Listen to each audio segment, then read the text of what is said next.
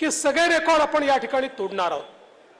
आज मुंबईमध्ये ज्या प्रकारे आपल्या सरकारने मोदीजींच्या नेतृत्वात गेल्या 10 वर्षात विकास केला, माझा सवाल आहे 25 वर्ष उद्धवजींच्या अधिपत्याखाली मुंबईची महानगरपालिका होती। एक काम ज्याने मुंबईचा चेहरा बदलला, चित्र बदललं, असं एक काम ते दाखवू शकतात का? मी सांगतो ते दाखवू शकत नाही। आज गेल्या 10 वर्षामध्ये आपलं सरकार असताना आणि आता एकनाथराव शिंदेजींच्या नेतृत्वातलं सरकार असताना मुंबईचा चेहरा मोहरा बदलण्याचं काम सुरू झालं। याचं कारण आमच्या पाठीशी मोदीजींचा आशीर्वाद आहे, मोदीजींचं विजन आहे। एखादं शहर कसं आधुनिक झालं पाहिजे, त्या ठिकाणी कशा सोयी मिळाल्या पाहिजेत, तिथल्या सामान्य माणसाच्या जीवनामध्ये काय परिवर्तन झालं पाहिजे, या संदर्भातलं मोदीजींचं विजन होतं। म्हणूनच मुंबईमध्ये आज मेट्रोचं जाळं आपण पाहतोय। 50 किलोमीटरचं जाळं तयार झालंय, अजून 50 किलोमीटरचं आपण याच वर्षी सुरू करतोय, अजून 50 किलोमीटरचं पुढच्या वर्षी आपण सुरू करतोय। 350 किलोमीटरची मेट्रो मुंबईमध्ये ज्या प्रकारे सामान्य माणसाच्या जीवनामध्ये परिवर्तन करणार आहे। आज मुंबईचा कोस्टल रोड असेल, अटल सेतू असेल, मुंबईमध्ये आज आपण पाहतोय ठाणे बोरीवली सारखा जो अंडरग्राउंड टनेल आपण तयार करणार आहोत की ज्याच्यामुळे मुंबईचं डिकंजेशन मोठ्या प्रमाणात आपण करू शकणार आहोत। वेगवेगळे जे प्रकल्प आहेत, मी या सगळ्या प्रकल्पाचं नाव या ठिकाणी घेणार नाही, पण मुंबई बदलण्याचं काम आम्ही केलंय। आणि एवढंच नाही तर हे मोदीजींचं सरकार आहे की ज्या सरकारने पहिल्यांदा हे मान्य केलं की आमच्या झोपडपट्टीमध्ये बसणाऱ्या व्यक्तीला स्वतःचं घर मिळालं पाहिजे। आणि पहिल्यांदा केंद्र सरकारने याला मान्यता दिली की केंद्राच्या जागेवर झोपडपट्टी असेल तर केंद्र सरकार एसआरए करण्याकरता किंवा आमच्या झोपडपट्टी वासियांचं त्याच ठिकाणी पुनर्वसन करण्याकरता आपली जमीन उपलब्ध करून देईल आणि त्याची सुरुवात केंद्र सरकारने केली।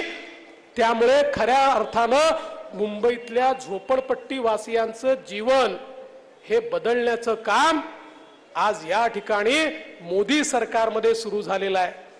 मला कल्पना आहे उत्तर मुंबईमध्ये मोठा भाग असा आहे की ज्या ठिकाणी काही ठिकाणी वनसंज्ञा लागलेली आहे।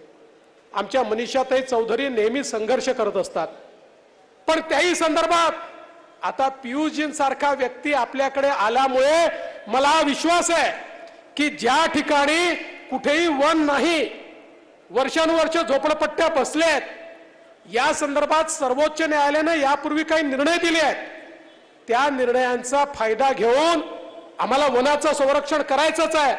मुंबईतल्या वनांचं संरक्षण करू, वन वाढवू, पण त्याच वेळी ज्या ठिकाणी संज्ञा आल्या आहेत पण वन नाही आहेत आणि झोपडपट्ट्या बसलेल्या आहेत, अशा लोकांनाही कशा प्रकारे दिलासा देता येईल या संदर्भात पियुषजींच्या नेतृत्वात यापुढे आम्हाला केंद्र सरकारकडे काम करता येईल।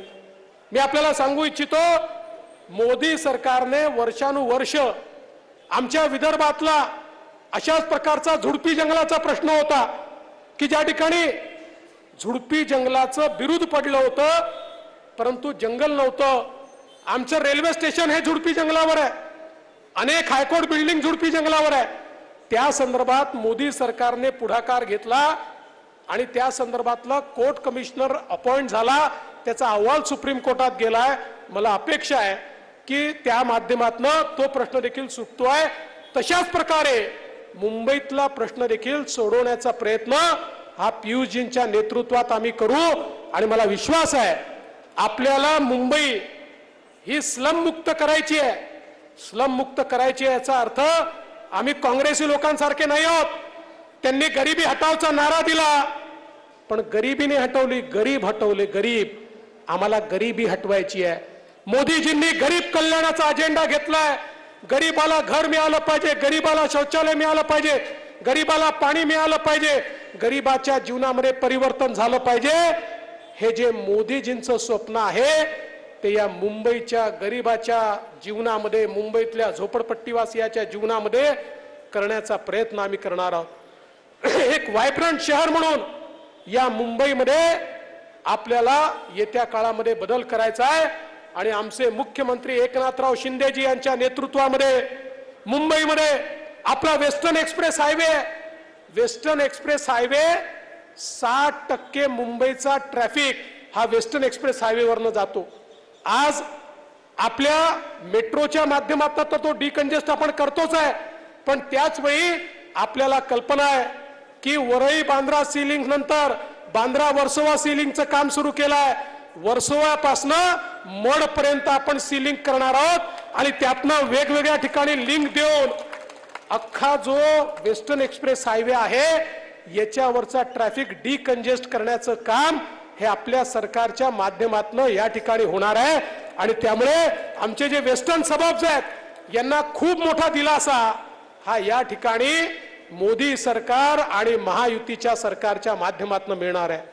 आणि म्हणून बंधू भगिनींनो, ही जी निवडणूक आहे ही सामान्य माणसाच्या विकासाची निवडणूक आहे आणि सगळ्यात महत्त्वाचं काय आहे, सगळ्यात महत्त्वाचं आहे देशाची कमान मोदीजींच्या हातामध्ये गेली पाहिजे। मला कधी कधी आश्चर्य वाटतं की ज्यावेळी मी बघतो काँग्रेस पार्टी असेल, उबाठा असेल, हे मोदीजींबद्दल ज्या प्रकारचं वक्तव्य करतात, ज्या प्रकारे ते बोलतात, मला आश्चर्य वाटतं। खरं म्हणजे आज या देशामध्ये ज्या प्रकारे गेल्या 10 वर्षामध्ये मोदीजींनी परिवर्तन केलं, ज्या प्रकारे एक मजबूत भारत मोदीजींनी तयार केला, 25 कोटी लोकांना गरिबी रेषेच्या वर आणण्याचं काम हे मोदीजींनी केलं,